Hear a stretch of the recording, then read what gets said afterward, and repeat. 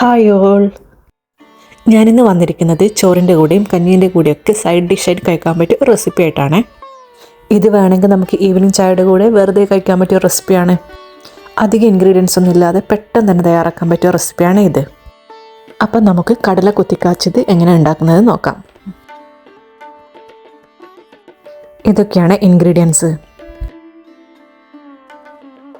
ഈ ഇൻഗ്രീഡിയൻസൊക്കെ ഞാൻ ഡിസ്ക്രിപ്ഷനിലും കൊടുത്തിട്ടുണ്ട്. ഞാനൊരു 1.5 കപ്പ് കടലയാണ് എടുത്തത്. ഈ കടല ഞാൻ ഏകദേശം ഒരു 7 മണിക്കൂറോളം കുതിർത്തി വെച്ചിട്ടാണ് എടുത്തത്. ഇനി നമുക്ക് ഈ കടല കുക്കറിൽ വേവിച്ചെടുക്കാം. അതിനായിട്ട് സോക്ക് ചെയ്ത് കടല കംപ്ലീറ്റ് കുക്കറിലിട്ട് കൊടുക്കാം. ഇനി ഇതിലോട്ടൊരു 1/2 ടീസ്പൂൺ മഞ്ഞൾപ്പൊടിയും ഇതിനാവശ്യമായിട്ടുള്ള ഉപ്പും ആവശ്യത്തിനുള്ള വെള്ളം എന്ന് പറയുന്നത് കടല കംപ്ലീറ്റ് ഇതിൽ മുങ്ങിക്കിടക്കണം, അതാണ് കണക്ക്. ഇനി ഇത് ജസ്റ്റ് ഒന്ന് മിക്സ് ചെയ്ത് കൊടുക്കാം ഇതുപോലെ. ഇനി ഇത് ഗ്യാസിലോട്ട് വെച്ച് കൊടുക്കാം. എന്നിട്ടൊരു മീഡിയം ഫ്ലെയിമിൽ 7 to 9 വിസിലാകുമ്പോൾ നമുക്കിത് പുറത്തെടുക്കാം. ഞാനിത് കടല വെന്തതിന് ശേഷം പ്രഷറൊക്കെ പോയിട്ട് ഇത് ഓപ്പൺ ആക്കിയാണ്. ഇപ്പോൾ ഈ കറക്റ്റ് പാകമായിട്ട് ഇത് വെന്ത് കിട്ടിയിട്ടുണ്ട് കേട്ടോ. ഈ കടല വെന്ത വെള്ളം അവിടെ തന്നെ നിന്നോട്ടെ കേട്ടോ, നമുക്ക് ആവശ്യമുണ്ട് അത് കുറച്ച് കഴിഞ്ഞാൽ, അതുകൊണ്ടാണ്. ഇനി ഇതിലോട്ട് ഇടാനുള്ള മിക്സ് തയ്യാറാക്കണം. അതിനായിട്ട് ഞാൻ ഇവിടെ ഒരു മിക്സിയുടെ ജാർ എടുത്തിട്ടുണ്ട്. ഈ മിക്സിയുടെ ജാറിലോട്ട് നേരത്തെ എടുത്ത് വെച്ചുള്ള ചെറിയ ഉള്ളി ഇട്ട് കൊടുക്കാം. പിന്നെ ഇതിലോട്ട് വെളുത്തുള്ളി കൂടി ഇട്ട് കൊടുക്കാം. ഇനി ഇതൊന്ന് ക്രഷ് ചെയ്തിട്ട് എടുക്കാം. അരഞ്ഞു പോവരെ ഈ ഒരു പാകത്തിന് തന്നെ കിട്ടണേ. ഇനി നമുക്കിത് പ്രിപ്പയർ ചെയ്യാം. അതിനായിട്ട് ഞാൻ ഇവിടെ മൺചട്ടിയാണ് എടുത്തത്. നിങ്ങൾക്ക് ഏത് പാത്രം എടുക്കാം കേട്ടോ. ഇനി ഇതിലോട്ടേക്ക് 1 ടേബിൾ സ്പൂൺ വെളിച്ചെണ്ണ ഒഴിച്ച് കൊടുക്കുന്നത്.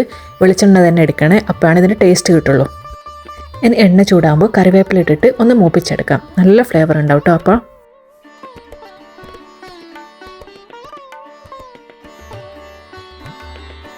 ഇനി ഇതിലോട്ടേക്ക് നമ്മൾ നേരത്തെ ക്രഷ് ചെയ്ത് വെച്ചിട്ടുള്ള മിക്സ് ഇട്ട് കൊടുക്കാം.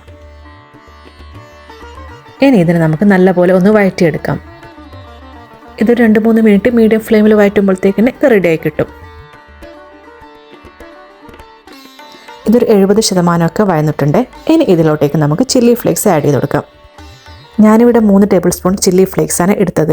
നിങ്ങൾക്ക് ആവശ്യമുള്ള എരിവ് അതിനനുസരിച്ച് അഡ്ജസ്റ്റ് ചെയ്ത് എടുക്കണേ. നമ്മളിനി വേറെ മസാല പൗഡറൊന്നും ഇതിൽ ആഡ് ചെയ്യുന്നില്ല, വെറും ചില്ലി ഫ്ലേക്സ് മാത്രമേ ഇതിലുള്ളൂ. ഇനി ഇതിൻ്റെ പച്ചമണം മാറുന്നവരെ ഒന്ന് വഴറ്റി കൊടുക്കാം.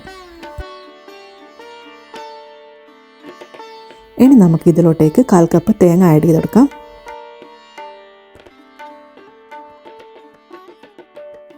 ഇനി ഈ തേങ്ങ എല്ലായിടത്തും എത്തുന്ന പോലെ നല്ല പോലെ ഒന്ന് മിക്സ് ചെയ്തെടുക്കണം കേട്ടോ. 2-3 മിനിറ്റ് ഇങ്ങനെ ചെയ്താൽ മതി കേട്ടോ.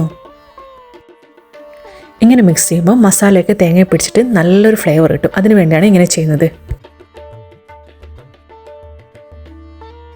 ഇനി നമുക്ക് ഈ മസാലയ്ക്ക് ആവശ്യമുള്ള ഉപ്പിട്ട് കൊടുക്കാം. കാരണം നമ്മൾ കടലയിൽ ഓൾറെഡി ഉപ്പിട്ടിട്ടുണ്ട്. ഇനി ഇതൊന്നും കൂടി നല്ലപോലെ ഒന്ന് മിക്സ് ചെയ്ത് കൊടുക്കാം.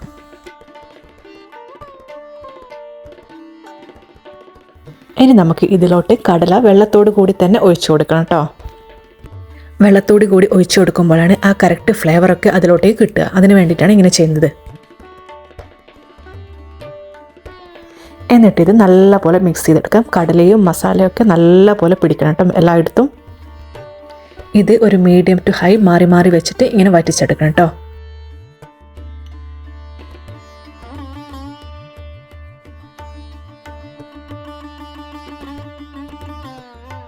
ഇടയ്ക്കിടെ ഇങ്ങനെ ഇളക്കി കൊടുക്കണേ.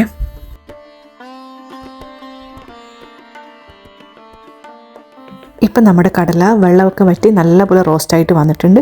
ഇനി നമുക്ക് അടുപ്പിൽ നിന്ന് മാറ്റാം.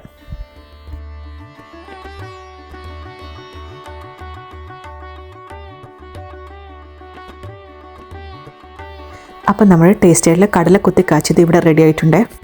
ചോറിൻ്റെ കൂടെ ഒരു പെർഫെക്റ്റ് കോമ്പിനേഷനാണ് ഇത്. വീഡിയോ ഇഷ്ടമായാലും ലൈക്ക് ചെയ്തും സബ് ചെയ്തും കമൻറ്റ് ചെയ്തും സപ്പോർട്ട് ചെയ്യണേ. Thank you for watching.